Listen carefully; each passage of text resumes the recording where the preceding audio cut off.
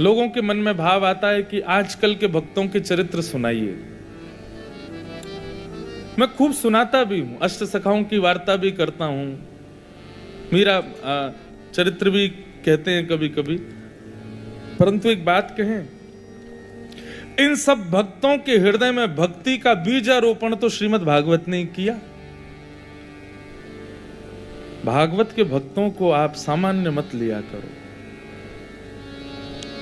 और आज हम जिस भक्त के चरित्र से प्रारंभ कर रहे हैं उनका नाम है वृत्रासुर। क्या नाम है? ये असुर हैं लेकिन भगवान के भक्त हैं। और इनकी भक्ति ऐसी है कि श्रीमद् वल्लभाचार्य जी महाराज पुष्टि प्रवर्तक, पुष्टि मार्ग, जब उनसे पूछा गया कि महाराज पुष्टि मार्ग के नियम क्या हैं या भक्ति मार्ग के प्रयोजन क्या है, नियम क्या है, सब लोग इधर देखो, सावधानी से सुनो। बहुत आज विश्राम दिवस है, एक क्षण भी इधर उधर नहीं होइए। तो श्रीमद् वल्लभाचार्य जी महाराज कहते हैं, यदि भक्ति मार्ग पहचानना हो तो वृत्रासुर की स्तुति को अपने जीवन में उतार लो। हमारे वृंदावन के परम पूजनीय प्रातस्मरणीय श्री मलुक पीठाधीश्वर महाराज जी कहते हैं, भक्तों को अपने घर में, अपने फोन में, अपने घर के बाहर, अपने निज कक्ष में वृत्रासुर की इन श्लोकों को लिख लेना चाहिए, रोज देखे। ऐसा है भक्त वृत्रासुर। लाइट गई, श्याम सुंदर आ गए। जय जगन्नाथ। कालिया आ गए हो, सब श्याम वर्ण के हो गए अचानक से हमें छोड़ के। तो यही तो मीराबाई का स्वरूप था। किसी को भी श्याम वर्ण में देखती है, बोलती तुम पे कितनी बड़ी कृपा है, ठाकुर जी ने अपना वर्ण दिया। तो बंधुओं, वृत्रासुर का पूरा चरित्र सुनाना अभी इतना अवकाश नहीं, परंतु वृत्रासुर की स्थिति केवल सुन लीजिए कि वृत्रासुर युद्ध मैदान में खड़ा था और असुर है तो युद्ध किससे हो रहा होगा? देवताओं से। सामने वे सब देवता खड़े हैं जिनके मंदिरों में हम लंबी लंबी लाइन लगा करके दर्शन करने जाते हैं, वृत्रासुर को मारने के लिए खड़े हैं। इंद्र मुख्य रूप से खड़ा है, 33 करोड़ देवता खड़े, और वृत्रासुर असुरों की सेना लेकर के गया तो था लड़ने के लिए, परंतु देवताओं के हाथ में वज्र देख करके सारी सेना असुरों की भाग गई, अकेला वृत्रासुर रह गया। तो वृत्रासुर कहता, इंद्र तुम मुझे मार दोगे, मैं ये जानता हूं, मेरी मृत्यु निश्चित है, मैं बचूंगा नहीं तुमसे, परंतु मैं कर्तव्य करूंगा, लड़ूंगा। परंतु लड़ने से पहले मैं अपनी एक अंतिम इच्छा पूरी करना चाहता हूं। इंद्र बोले, क्या है तुम्हारी अंतिम इच्छा? बोले, मैं बस अपने प्राण त्यागने से पहले अपने प्रियतम को स्मरण करना चाहता हूं। मेरे प्राण जाने वाले हैं, मैं चाहता हूं कि मैं नाथ को एक बार स्मरण कर लूं, मुझे आज्ञा है इंद्र। इंद्र कहते हैं, कितना समय चाहिए? बोले, जितना दे सको, क्योंकि अपने हृदय की बात प्रियतम से कहने के लिए समय कितना भी दे दो कम ही पड़ जाएगा, परंतु फिर भी मुझे अंतिम इच्छा पूरी करने दो। सारे देवता बैठ गए, मानो ऐसे बैठे हो जैसे कोई वक्ता मंच पर बोल रहा हो और सब श्रोता बैठे हों। ऐसे 33 करोड़ देवता बैठ गए और वृत्रासुर उन सब के बीच में मरने के लिए खड़ा है, इन्हीं के हाथों। और तब भगवान की स्तुति गाता है, अपने आयुधों को नीचे पधरा दिया और आकाश की ओर देखता है। बोले, नाथ मैंने सुना है कि आप वहां विराजते हैं, जरा मेरी प्रेम भावना सुनो ना। और वृत्रासुर क्या गाता है कि अहम हरे तब पादई कमूल दासानुदासो भवतास्मि भूय मन स्मरेता सुपतेर्गुणांस्ते गृणीतवा कर्म करोतु काय। अगर संभव हो बंधुओं, ये 3 श्लोक याद कर लीजिएगा आप वृत्रासुर के। ये पहला श्लोक है और कुछ मत करिए, बस आज ये कथा सुन लीजिए, इसी भाव में रोज अपने सेवित ठाकुर जी के सामने इन 3 श्लोकों को गाइए।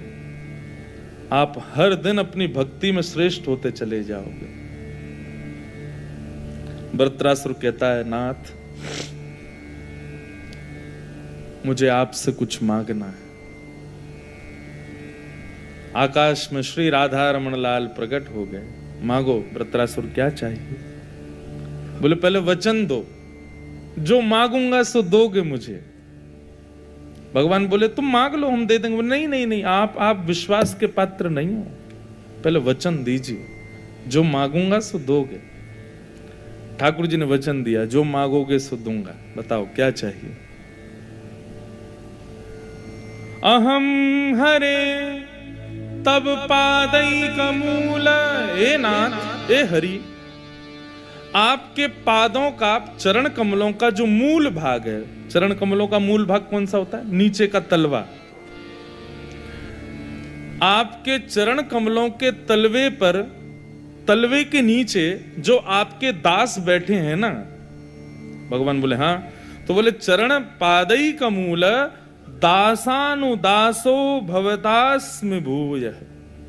आपके चरणों के नीचे जो दास बैठे हैं, उन दासों के चरणों के तलवे के नीचे जो दास बैठे हैं, उन दासों के चरणों के नीचे जो दास बैठे हैं, उनका मुझे दास बना दीजिए, ऐसी कृपा करो। मुझे आपका दास नहीं बनना नाथ, मुझे आपका दासत्व नहीं चाहिए। दासानुदासो भवतास्मि भूयः। मुझे आप नहीं चाहिए, आपके दासों के दास चाहिए। ठाकुर जी बोले मेरे चरण क्यों नहीं चाहिए? दासानुदासो भवतास्मि भूयः, ऐसा भाव क्यों आता है तुम्हारे हृदय में? बोले नाथ, एक सामान्य सा संसार का एक प्रेम होता है, पिता और पुत्र का। पिता भले ही दिखाए ना, लेकिन अपने पुत्र से बहुत प्रेम करता है। जब पुत्र का जन्म होता है ना, सब नाचते हैं, लेकिन पिता खड़ा खड़ा कुछ नहीं कहता, नेत्र सजल हो जाते, मन ही मन नृत्य करता है। पर जो पिता अपने पुत्र के जन्म लेने पर नाचा नहीं था, वो अपने पुत्र के पुत्र जन्म लेने पर रोके से रुकता भी नहीं है, बहुत नाचता है। क्यों? क्योंकि जो नृत्य है ना, जो उत्साह है, वो पुत्र के समय दब गया था, लेकिन पौत्र के समय वो प्रस्फुटित हो जाता है। लेकिन कई सौभाग्यशाली दादा ऐसे होते हैं जिनके पौत्र के भी पुत्र उनके सामने जन्म लेते हैं। तब तो यदि वो दादा चल फिर भी ना पाता हो, तब भी उसकी खुशी का ठिकाना नहीं रहता। नाथ, मैं कहीं आपका दास बनाना, तो एक पुत्र होने पर जो पिता को प्रसन्नता होती, केवल उतनी प्रसन्नता आपको होगी। लेकिन यदि मैं आपके दासों के दासों का दास बना, तो एक परपौत्र के होने पर जो पितामह को खुशी होती, वो आपको होगी। नाथ, मैं आपको केवल सुख नहीं देना चाहता, मैं आपको अति आनंदित करना चाहता हूं। इसलिए नाथ, मुझे आपका नहीं, दासानुदासो भवतास्मि भूयः।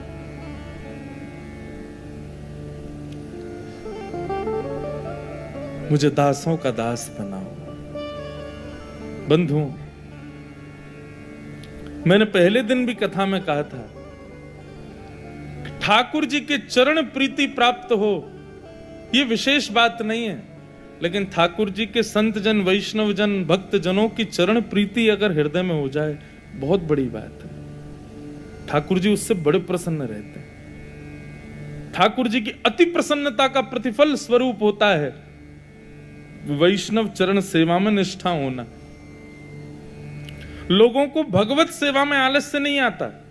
ठाकुर जी की सेवा करवा लो कितनी भी, आलस नहीं आएगा। लेकिन संतों की सेवा में आलस्य आ जाता है, वैष्णवों की सेवा में आलस्य आ जाता है, कुभाव हृदय में उत्पन्न होने लगते हैं, भाव क्षीण हो जाते हैं। इसका मतलब वहीं आपकी दीनता और आपकी सेवा का परीक्षण होता है जब किसी वैष्णव की आप सेवा करो। क्यों? क्योंकि ठाकुर जी को तो आप जैसी सेवा कर लो बेचारे कुछ कहेंगे तो है नहीं। आप जली हुई रोटी का भोग लगा दो, बेचारे पा लेंगे चुपचाप। सुला दो, पंखा मत चलाओ, सो जाएंगे। एसी मत लगाओ, कोई बात नहीं। नुकीले चुबीले वस्त्र पहना दो, फिर भी ठाकुर जी बेचारे पहन के खड़े ही रहेंगे, ऐसे कुछ नहीं कहेंगे। लेकिन संत सेवा, वैष्णव सेवा, उसमें तो असली परीक्षा होती है कि आपको सेवा आती है कि नहीं। दासानुदासो भवतास्मि भूयः, पहली बात कि मुझे आपका दास नहीं बनना, आपके दासों का दास मुझे बना दीजिए। ठाकुर जी देख करके मुस्कुराने लगे। वाह वृत्रासुर, हमारे दासों का दास बनना है, इसके पीछे कोई कारण? वृत्रासुर बोला, आप कहीं मेरी स्तुति सुन करके ये मत सोचना कि मैं आपको मीठी मीठी बातें बोल करके अपने बातों के जाल में फंसा रहा हूं नाथ। आप कदापि ऐसा विचार मत करना। बंगाली में कहते हैं अति भक्ति चोरे लक्षण। अति भक्ति चोर का लक्षण होता है। कई लोग आपने भी देखे होंगे, वैसे तो देखो दुर्गुण किसी में नहीं देखना चाहिए, लेकिन कई लोग ऐसे होते हैं जबरदस्ती दुल्लर तिल्लर होते हैं चरणों में, जबरदस्ती अति भक्ति दिखाएंगे अपनी, और ये चोर का लक्षण होता है। मैंने तो कल भी कहा कि जो वैष्णव सच्चा भक्त होगा ना, वो अपनी भक्ति छुपाएगा, दिखाएगा नहीं।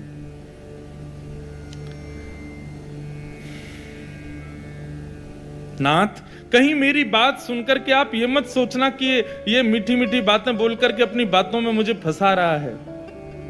नाथ, मैं वास्तव में आपके दासों का दास बनना चाहता हूं। ठाकुर जी बोले, इतनी दूरी क्यों? तब वृत्रासुर कहता है, दूसरा श्लोक, ननाक पृष्ठम नच पारमेष्ठम न सार्वभौमं न रसाधिपत्यम न योग सिद्धिम पुनर्भवम वा समंजसत्वा विरहै आकांक्षे। बहुत सुंदर बात। वृत्रासुर कहता है, नाथ, मेरी बातें सुनकर के कहीं आप अपने मन में ये भाव मत ले आना कि सुंदर चुपड़ी हुई बातें करके मुझसे कुछ मांगने वाला है। शिव की पदवी, इंद्र की पदवी, त्रिलोक का राज्य आदि ये सब मुझे नहीं चाहिए। ननाक पृष्ठम न चपारमेष्ठम न सार्वभौमम, मुझे पूरी पृथ्वी का राजा भी नहीं बनना। आप कहीं ये सोच रहे हो इन सब के लिए मैं आपके सामने हाथ जोड़ करके स्तुति गा रहा हूं। मुझे संसार का कुछ नहीं चाहिए, मुझे इंद्र की पदवी नहीं, मुझे रसातल का भी राजा नहीं बनना।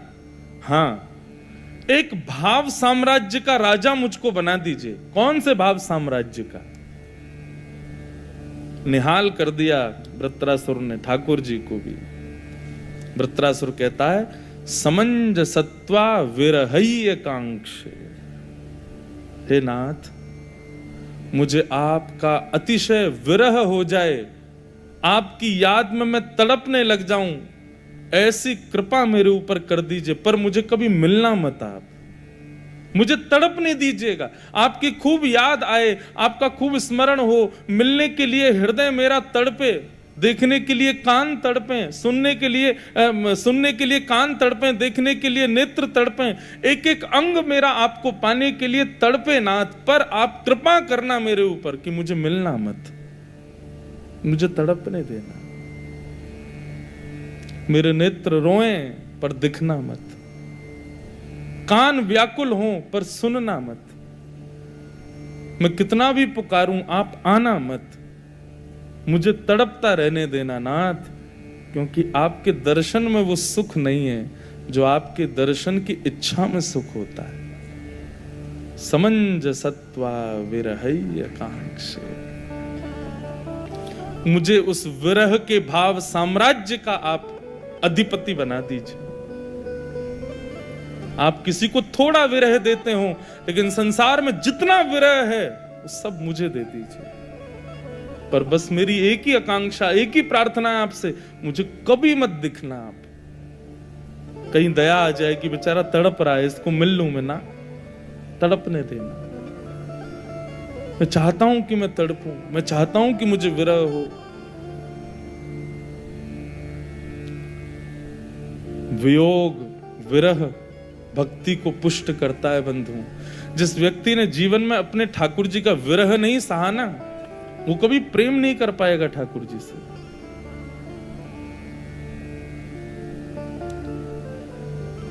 एक बात बहुत निष्कपटता निश्चलता से बोल दूं, हम गिरधर लाल जी की सेवा करते हैं, उन्हीं के संग सोते हैं, उन्हीं के संग रहते हैं, कहीं भी जा रहे हैं तो वो संग जाते हैं। इतना सानिध्य मिल गया ना, तो अब विरह नहीं होता उनका।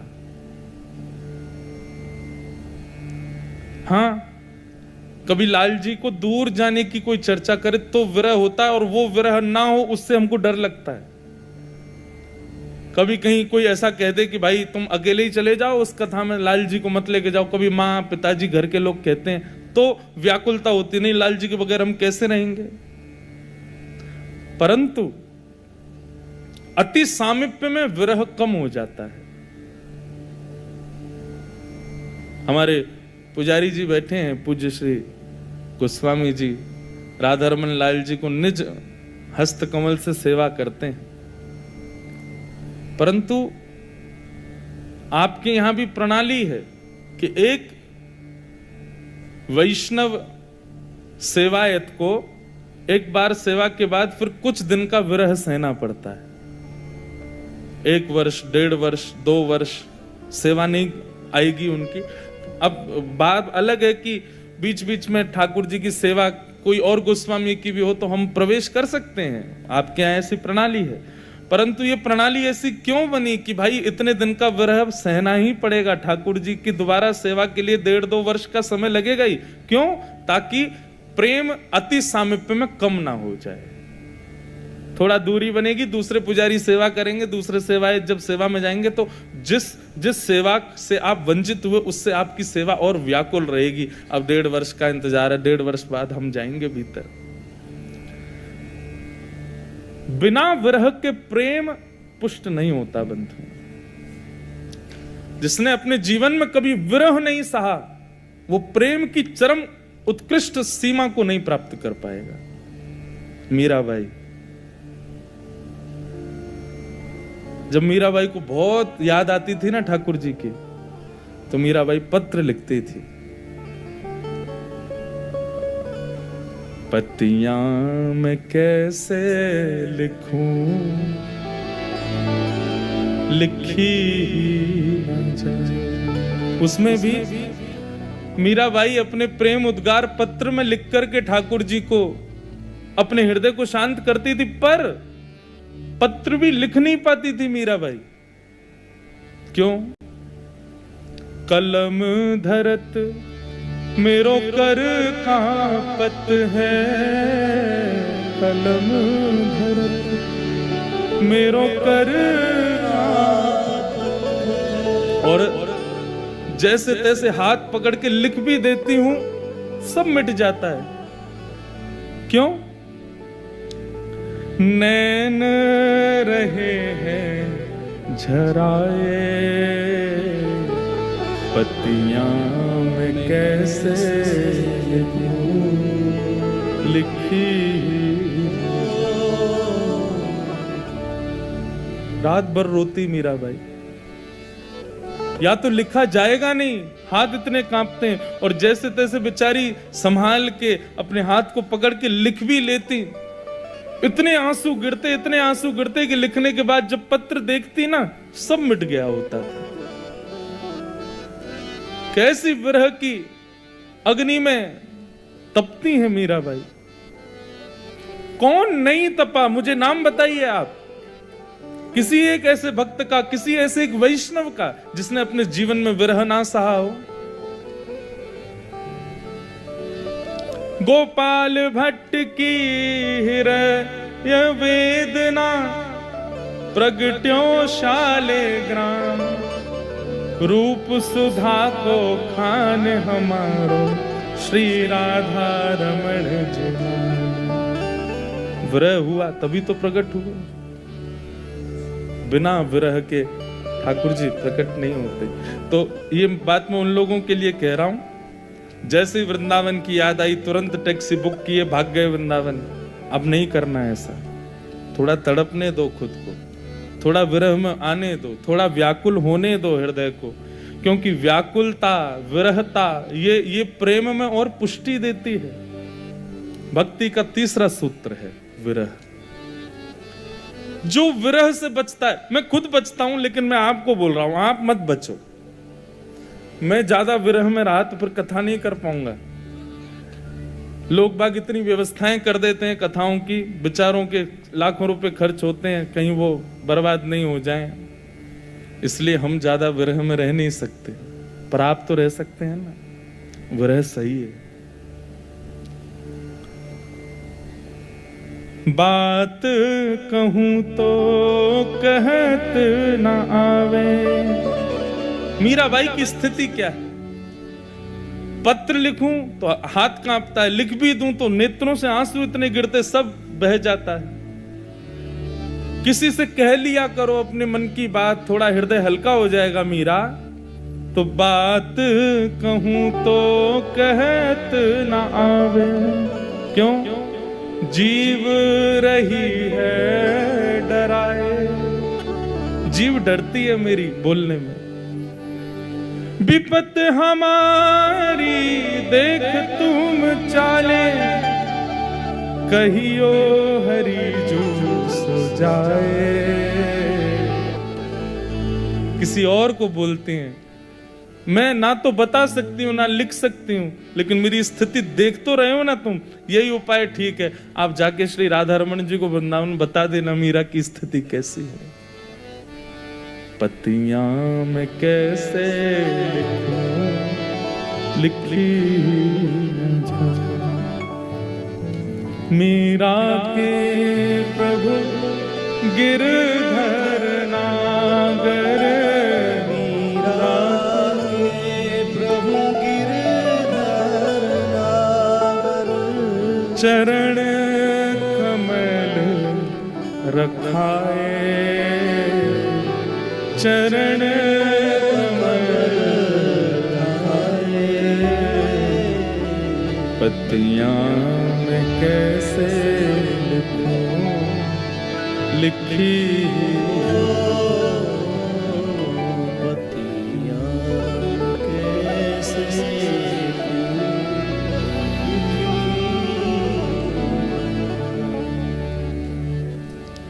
बिना विरह के बंधुओं भक्ति दृढ़ नहीं हो पाई।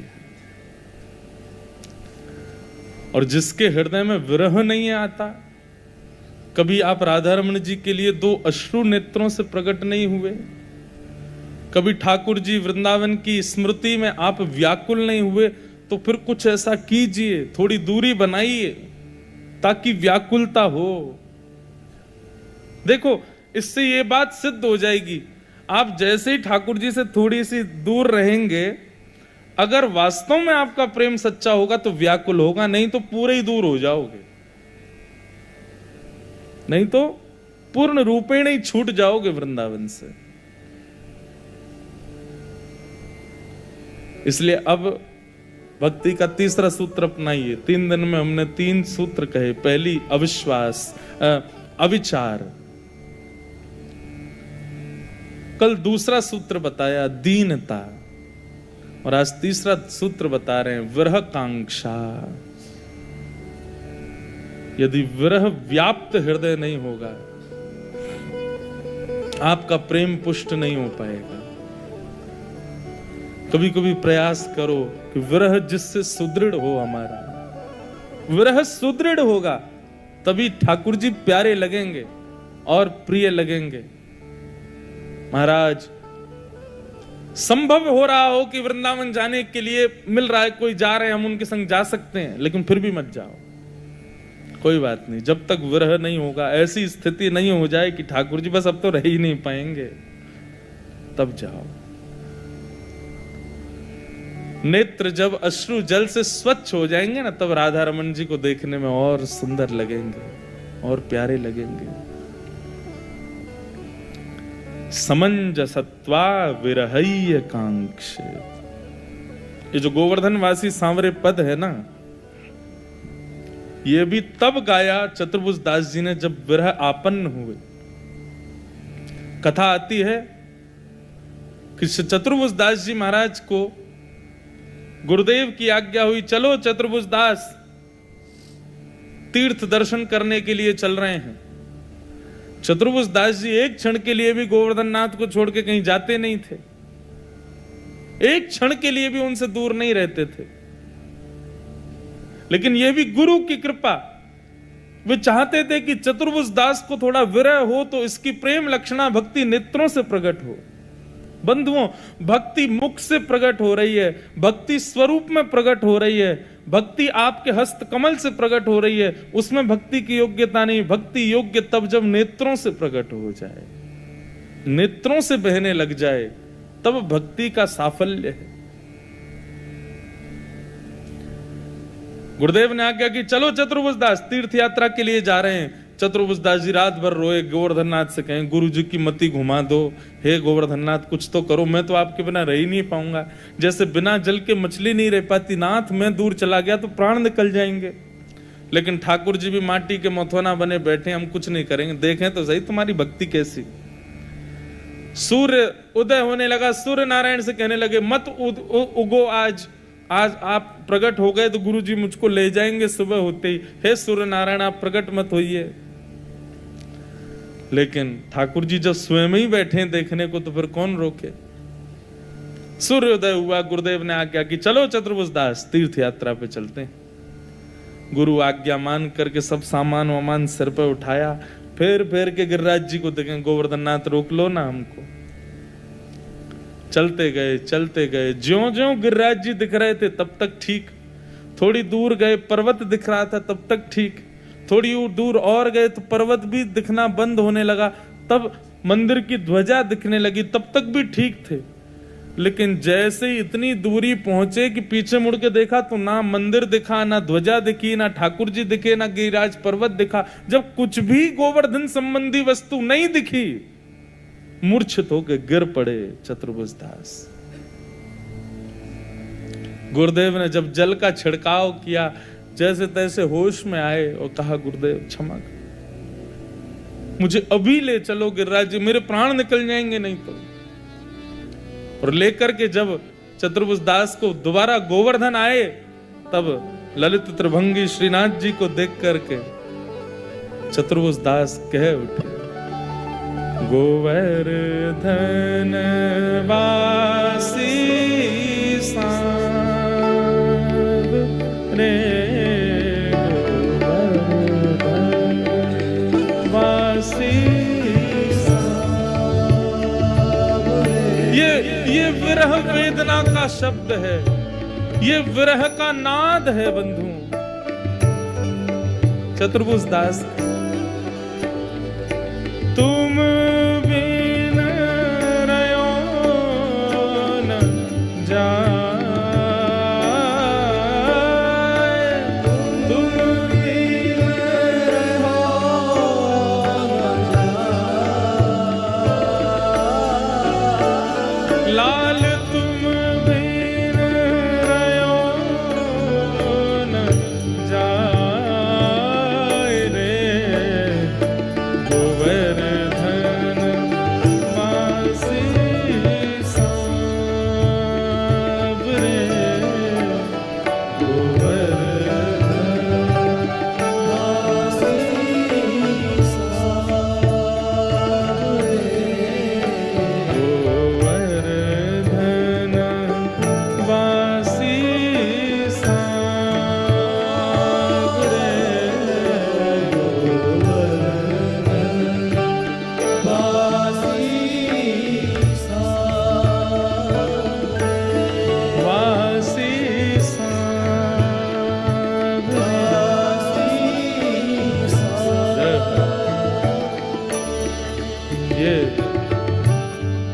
वेदना है चतुर्भुज दास की। कभी हमें ऐसा विरह होता ही नहीं है बंधुओं। हम रह लेते हैं ठाकुर जी की कथा के बिना, ठाकुर जी के दर्शन के बिना, ठाकुर जी के लीलाओं के बिना हम ठीक से रह लेते हैं और फिर अपने आप को भक्त और कहते हैं। व्याकुलता नहीं होती हमको कभी। इसलिए प्रयास करो कि जैसी वेदना, जैसी विरह ताप, जैसी व्याकुलता सांसारिक वस्तुओं के लिए होती है, वैसी व्याकुलता ठाकुर जी के लिए हो, भक्ति पुष्ट हो जाए, भक्ति प्रवृत्त हो जाए। आज वृत्रासुर वही मांग रहा है ठाकुर जी से, नाथ यूं ही नहीं वल्लभाचार्य जी ने इन श्लोकों को भक्ति का मार्ग, पुष्टि के सिरोधार्य के रूप में माना। ये साधारण नहीं है बंधुओं। समंजसत्वा विरहय्य कांक्षे।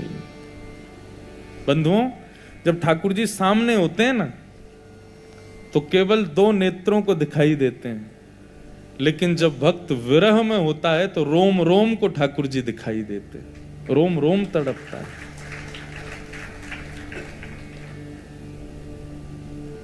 ऐसी भक्ति किसी ने नहीं मांगी पूरी भागवत में, केवल वृत्रासुर है। समंजसत्वा विरहय्य कांक्षे। और कैसा विरह चाहिए ये भी सुन लो, क्वालिटी और सुनो विरह की। भगवान से कहता है वृत्रासुर, तीसरा श्लोक, अजात पक्ष इव मातरम खग स्तन्यम यथा वत्सतराच्छुधार्था प्रियम प्रियैव व्युषितम विषन्ना मनोरविन्दाक्षद्रदीक्षते त्वाम्। अजात पक्ष एव मातरम खग। वृत्रासुर कहता है जैसे अजात पक्षी, अजात पक्षी किसको कहते हैं? जिसके पर नहीं निकले। वो पक्षी अपने घोंसले में बैठा रहता, कहीं नहीं जाता। भूख लगती है, इंतजार करता है कब किसका? माँ जाएगी, माँ जाके दाना लेके आएगी, ला करके मुझे चुगाएगी, तब मेरा पेट भरेगा। तो जैसे नाथ वो अजात पक्षी बिना पंखों के उड़ नहीं सकता, केवल घोंसले में बैठा बैठा व्याकुल रहता है, मेरी माँ कब आएगी, मेरी माँ कब आएगी। ठीक वैसे ही नाथ मैं उस अजात पक्षी की तरह व्याकुल होना चाहता हूं। भगवान बोले वो अजात पक्षी के जब पंख निकल आते हैं ना, सबसे पहले अपनी मैया को छोड़ के भाग जाता है। ऐसे ही तू करेगा मेरे साथ। जिस दिन तेरे पर प्रकट हो जाएंगे उस दिन तू हमको छोड़ के चला जाएगा। वृत्रासुर बोला अच्छा सॉरी, दूसरी बात सुनो, दूसरा उदाहरण सुनो, कैसे मुझे विरह चाहिए। तो दूसरा क्या कहते हैं? स्तन्यम यथा वत्सतराच्छुधार्था।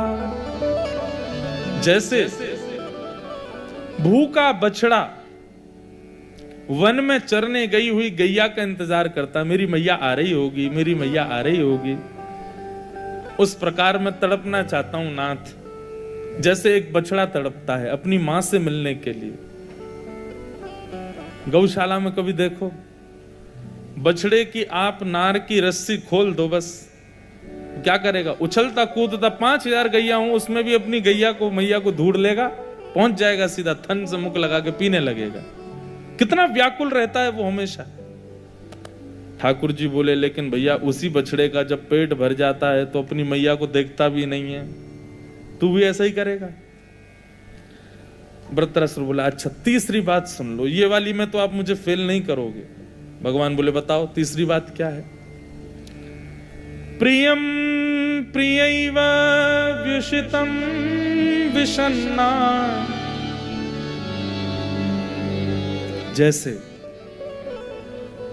प्रियतम के परदेश जाने पर उसकी प्रियतमा, उसकी प्रिया, उसकी पत्नी व्याकुल रहती है, कब आएंगे कब आएंगे, मैं उनसे कब मिलूंगी। वो कब आएंगे, मैं उनके लिए भोजन कब बनाऊंगी, वो मुझसे मेरी सुध कब पूछेंगे। जिस प्रकार एक प्रियतम के स्मरण में प्रियतमा व्याकुल रहती है नाथ, वैसे ही आप मेरे प्रियतम और मैं आपकी प्रियतमा। मैं उस प्रियतमा के भाव में व्याकुल रहना चाहता हूं, पर शर्त यह है आप मिलना मत। यहां पर यह शर्त ही तो बड़ी है वृत्रासुर की। वो हर बात बोल रहा है, अपनी व्याकुलता की कैटेगरी इस तक बता रहा है, ठाकुर जी को इतना विरह देना मुझको, इतना कष्ट देना, इतनी वेदना देना, पर शर्त यह है कि आप मिलना मत।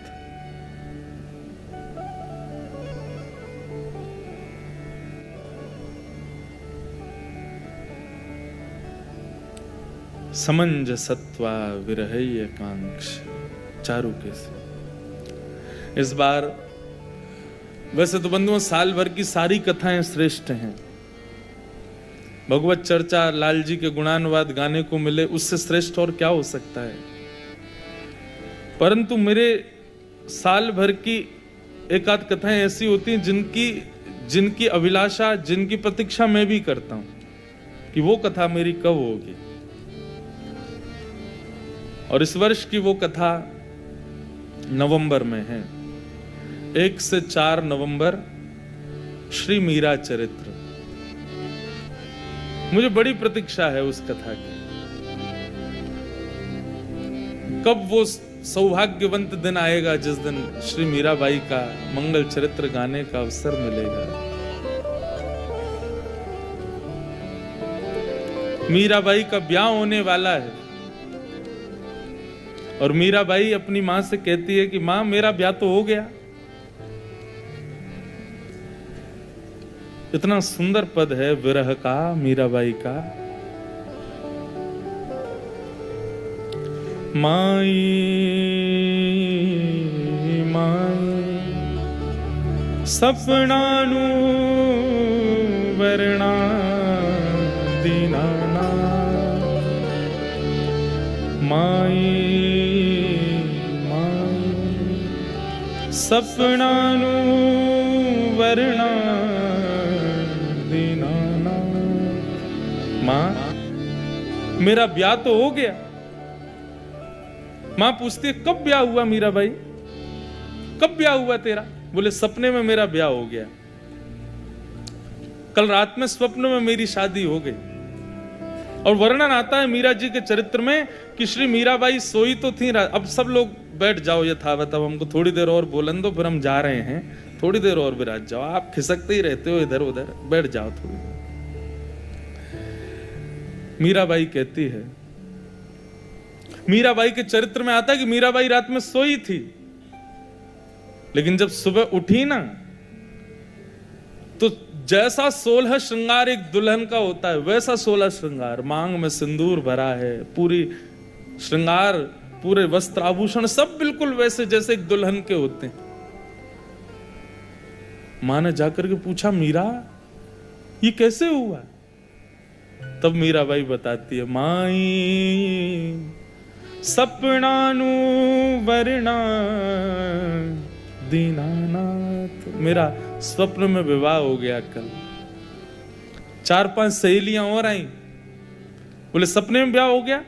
बोले मैया ये ऐसे ही बोल रही है, सपने में ब्याह हो गया। बोले अरे मैं सच बोल रही हूं, मेरा ब्याह हो गया सपने में। तो सपने में तो तू नहीं देखा, बस कोई था वहां देखने वाला जिसने तेरा ब्याह देखा हो, जो हमें बता दे कि हाँ मीराबाई का ब्याह हो गया। मीराबाई मुस्कुरा के बोली, 1 नहीं 2 नहीं 10 नहीं 56 कोटा जना पधारिया। 1-2 नहीं 56 करोड़ बराती आए थे मेरे ब्याह में।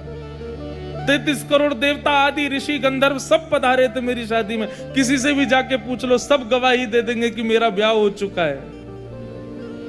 56 कोटा जना पधारिया और दुल्हो श्री ब्रजनाथ।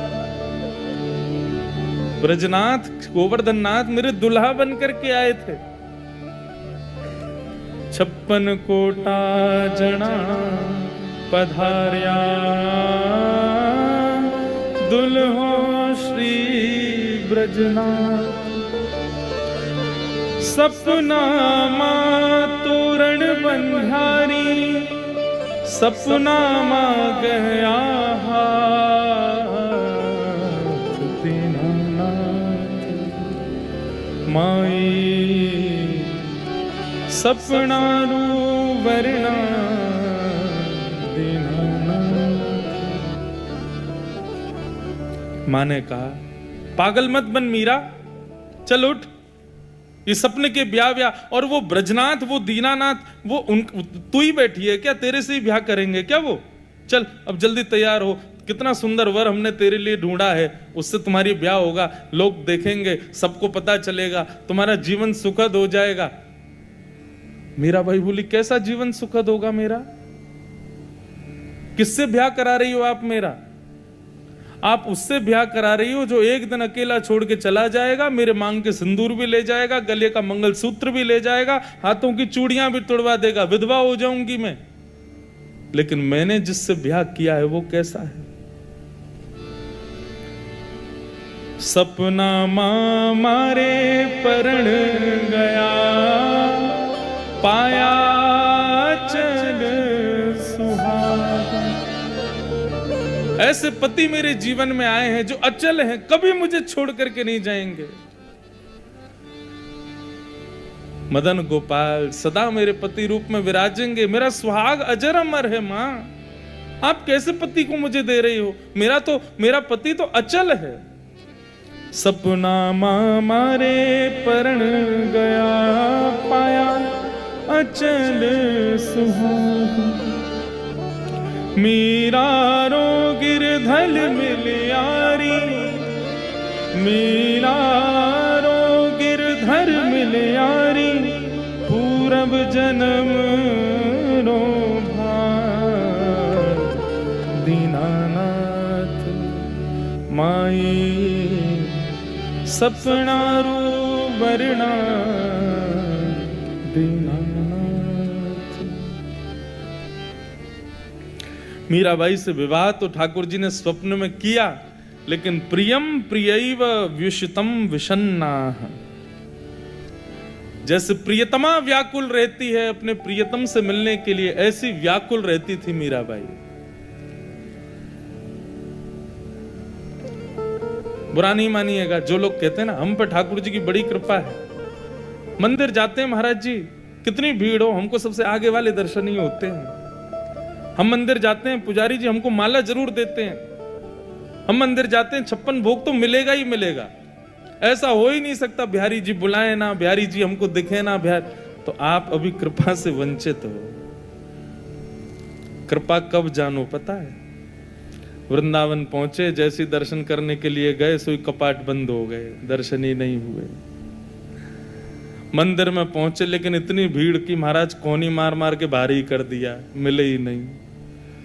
खूब प्रयास किया बिहारी जी को निहारने का, लेकिन एक क्षण के लिए दर्शन हुए, लेकिन कुछ ऐसा आंखों में पड़ गया महाराज के धुंधले हो गए, ठाकुर जी दिखे ही नहीं। तब समझो ठाकुर जी की कृपा है।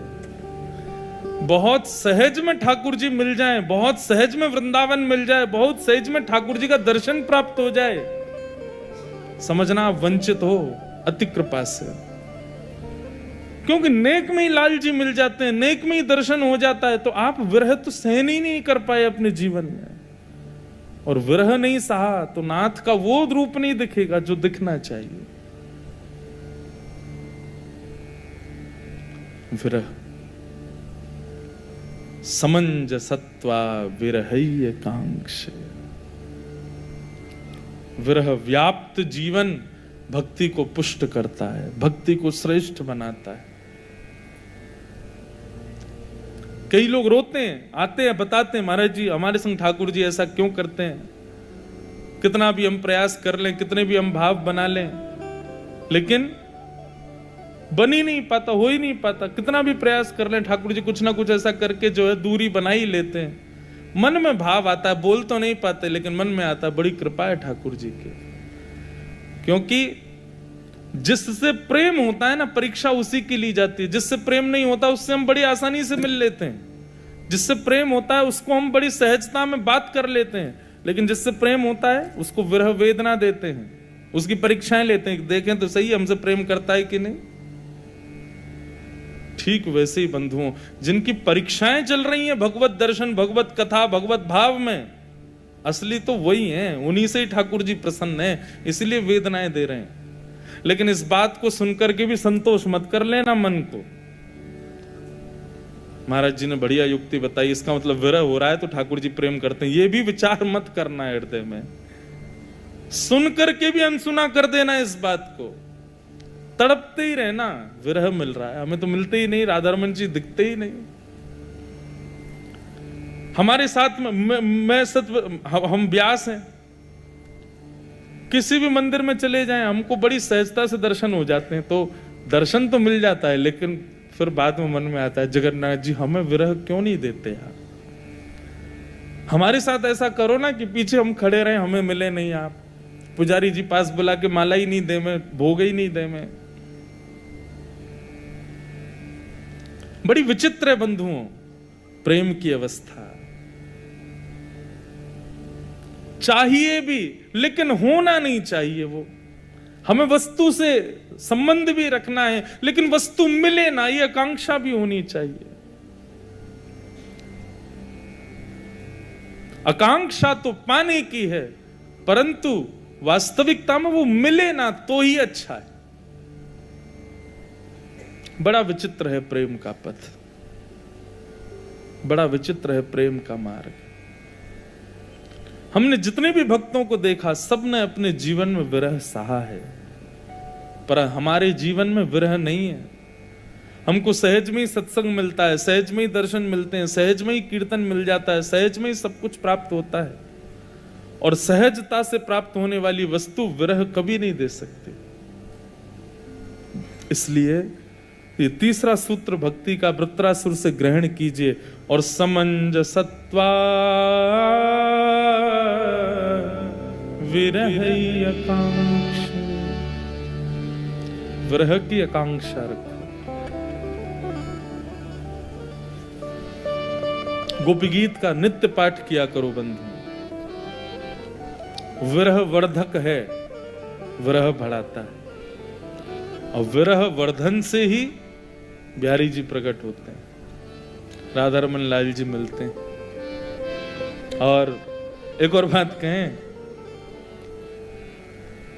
विरह अति हो जाए, कई वैष्णवों को, मेरे कई ऐसे श्रोता हैं, मैं उनको जानता हूं, वो अगर कथा में आ जाए ना तो मैं कथा ढंग से कर नहीं पाता। कई ऐसे हैं, नाम क्या ले, वो कथा में आ जाए तो मैं कथा नहीं कर पाता। क्यों? वो उस अवस्था में रहते हैं कि यदि मैंने जरा सा भी कोई प्रसंग छेड़ दिया तो उनकी स्थिति ये हो जाएगी कि आंखों से आंसू नहीं, वो खुद ही बहने लग जाएंगे। तो जब ऐसी स्थिति हो जाए, इतना विरह हो जाए, तब आप कहो महाराज जी फिर क्या करें। जब अतिशय विरह हो, नहीं रहा जाए ठाकुर जी के बिना, ऐसे लोगों को क्या करना चाहिए? श्री जी की शरण ग्रहण करो, हमारी लाडली जी के पास जाओ, हमारी किशोरी जी, वो विरह वेदना जिसको होती है ना, उसको गोद में बिठाती हैं, उसको आनंद देती हैं, उसको सुख प्रदान करती हैं। विरह वेदना कृष्ण प्रेम, कृष्ण मिलन की, वृंदावन मिलन की रहे, और उस वेदना की अति जब हो जाए तब श्री जी को याद करो। पर विरह वेदना छोड़ना मत, वेदना होने देना, बस श्री जी को याद कर लेना। क्यों? श्री जी मानो ऐसा लगेगा गोद में बिठा लेंगी, पुचकारेंगी, सहलाएंगी, हृदय से लगाएंगी, वेदना को कम करेंगी। पर वेदना को त्यागना मत, विरह को त्यागना मत। विरह प्रेम को पुष्ट करता है बंधुओं। प्रेम की प्रधानता, सर्वोत्कृष्ट स्थिति विरह, उसको होने दे। और वही बात वृत्रासुर यहां कहता है, समंजसत्वा विरह आकांक्ष, मुझे विरह चाहिए आपसे। 33 करोड़ देवताओं की स्थिति भागवत में वर्णन की गई, जो वृत्रासुर को मारने के लिए बैठे थे, नेत्रों से अविरल अश्रुधार बहा रहे थे, और सामने वृत्रासुर को देखकर के उसकी चरण रज अपने माथे से लगा रहे थे। धन्य है वृत्रासुर, तू हमारा शत्रु है, हम तुझे मारने के लिए बैठे हैं, लेकिन तेरी भाव साम्राज्य को देख करके आज प्रणाम करने को मन करता है। वृत्रासुर अब भी पता क्या बोला, सुनो ये सब बातें मत करो, चलो उठो, लड़ो मुझसे, मारो मुझे, मेरी सेवा पूर्ण हो गई, मैंने अपनी अंतिम इच्छा पूर्ण करी, अब कर्तव्य करो अपना, लाओ लड़ो। देवता आधे तो लौट गए, बोले हमारी सामर्थ्य नहीं है, ऐसे भक्त के ऊपर हम रोष भर के देख भी कैसे सकते, मारना तो बहुत दूर की बात। परंतु अंत में भाव व्याकुल में साम्राज्य में डूबा हुआ इंद्र आया, और इंद्र ने वृत्रासुर के साथ युद्ध करके उसका गला काट दिया। एक दिव्य ज्योति प्रकट हुई वृत्रासुर के अंग से, लेकिन उस दिव्य ज्योति को वैकुंठ नहीं जाना पड़ा। दिव्य ज्योति प्रकट होती शंख चक्र गदा पद्मधारी श्रीमन नारायण प्रकट हो गए, और उस दिव्य ज्योति को अपने हृदय में व्यवस्थित कर दिया। बोलो भक्त वत्सल भगवान की जय। वृत्रासुर को अपने हृदय में धारण करके भगवान गए।